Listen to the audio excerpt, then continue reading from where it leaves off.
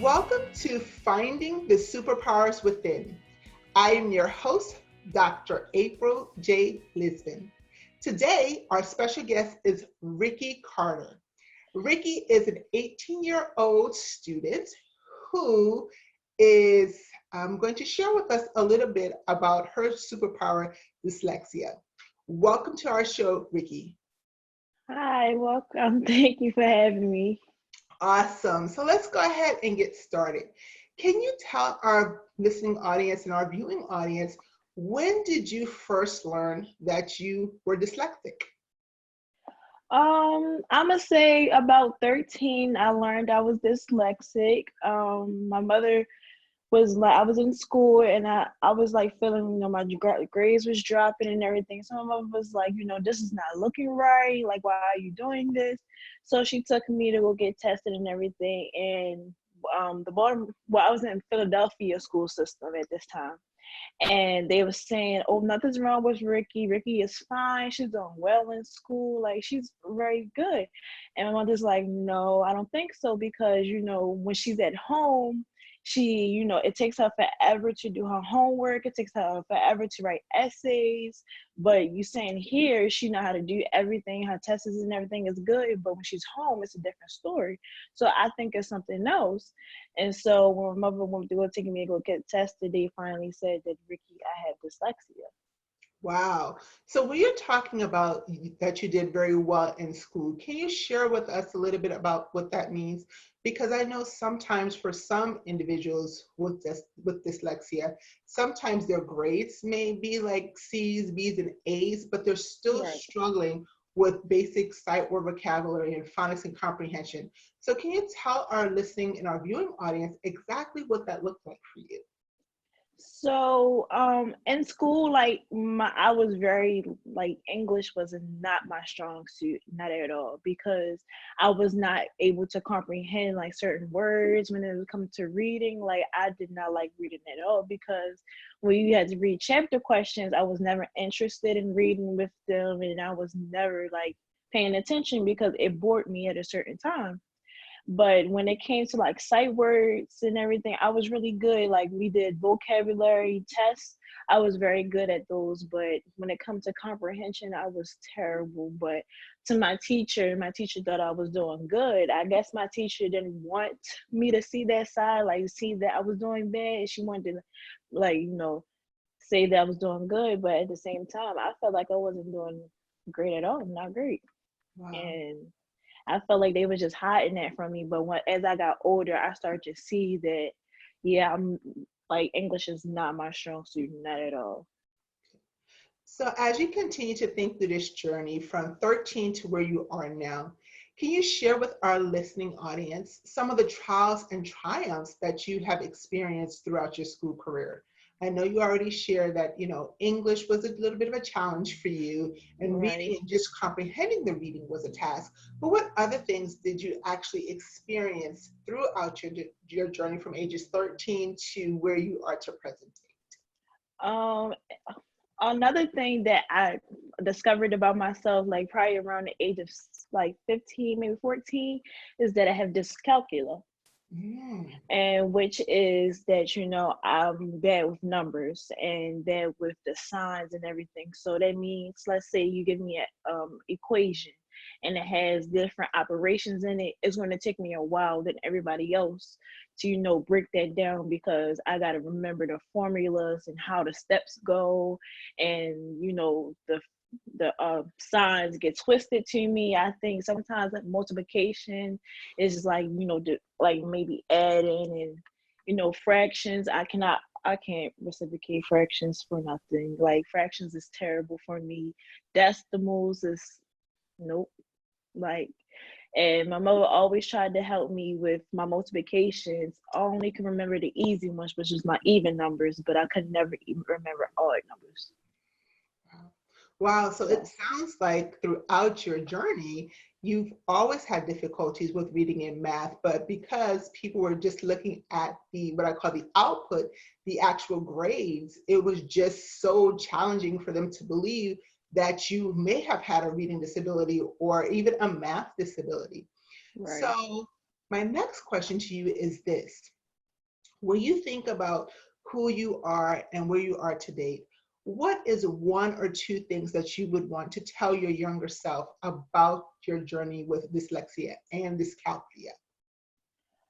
Um, I would tell my younger self that you're able to do it. Look at your older self. See me now, I'm doing good, I'm doing better. And when you was younger, don't let nobody tell you otherwise, because if you know that it's something that's going on, make that aware and then make them realize that what's wrong with you, because the teachers really didn't wasn't trying to realize that you were struggling when it comes to reading and you were struggling when it comes to math, because they thought your grades overlapped on what you was really struggling with. And a second thing I will always say is just try to do better at reading, because even though the younger you liked it reading, but as you got older, you start reading. But I want you to stay at that place where you was like reading was really like you wanted to get better at reading, better at comprehension. Because as the older me, I stopped reading after a while, and I don't know why, but I need to start reading again. Mhm. Awesome. I think that's some amazing advice that you provided, Ricki. So, in addition to your younger self, what can parents or advocates do to support a child or a young adult with dyslexia and dyscalculia? What kind of strategies would you tell us so that we can better support our children? I'm gonna start with this calcula. Some strategies I would give you is have have your child do things separately.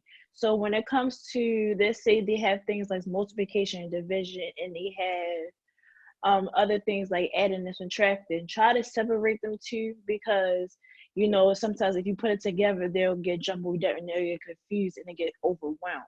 So try to give them less and try to build up at like over the time. So like start with like less multiplication. And if you feel like they're doing good, keep going and keep going. And then same with division. If you start small and then keep going and keep going and keep going. And then with dyslexia, see, I only have dyslexia with comprehension, so I would say it's just basically just help your child when it comes to reading and help them understand. Just basically ask questions throughout every story that they read, so they understand what is going on throughout the story, because the child might not understand the main idea or the plot of the story. So you asking questions as they read can help them better understand what they're reading, and it can verbally repeat it back to you of what they have read.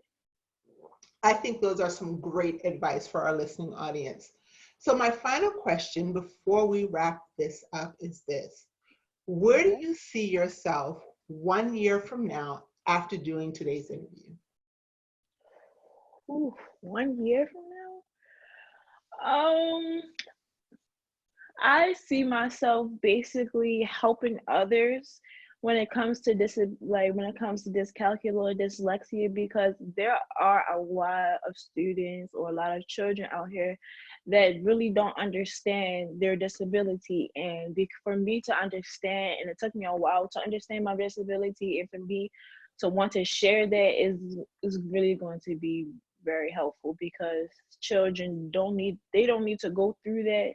And they're if they don't parents don't understand, and you have somebody else to understand, so they have like someone that's older and there's someone that's their age for them to understand, because sometimes children don't want to understand their parent, but they want to understand someone that is an adolescent or somewhere around their age. So I just want to be that guide to children that has this calculus, dyslexia.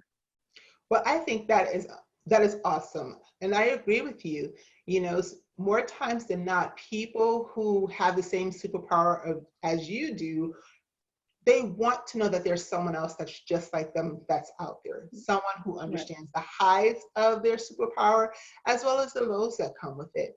And so the fact that you are willing to share this with other moms, other dads, advocates, and other people with dyslexia and dyscalculia is amazing to me, and I applaud you so much.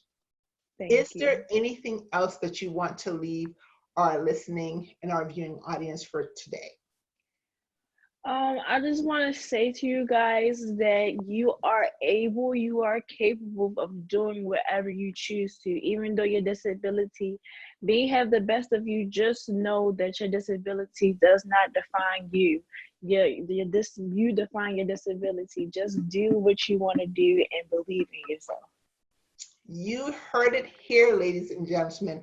As Ricki said, and said so clearly, you define your disability. Your disability does not define you. Once again, I want to take this opportunity to thank Ricki Carter for joining us today on You're Finding the welcome. Superpowers Within. I am your host, Dr. April J. Lisbon. Thank you all and have a great day.